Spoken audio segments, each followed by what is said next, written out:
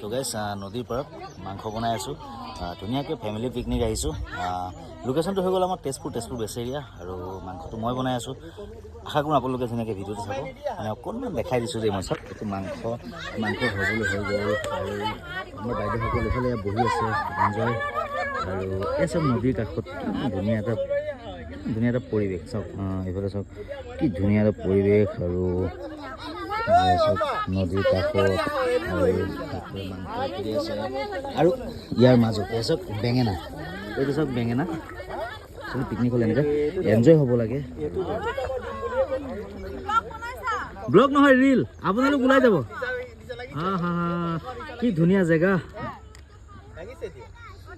আপোনালোকে আহিব পাৰিব আমাৰ একদম তেজপুৰ বেচেৰিয়াত দেই বহুত ধুনীয়া জেগা আৰু ইয়াতে এই ভিউজটো মানে আপোনালোকৰ জুবিন দাৰ চিনেমাৰ পৰাহে মানে বেছি কাঞ্চনজংঘাৰ পৰা ভাইৰেল হৈছিলে তো আকৌ এবাৰ আপোনালোকক দেখাই দিছোঁ চাওক কি ধুনীয়া নদীৰ কাষত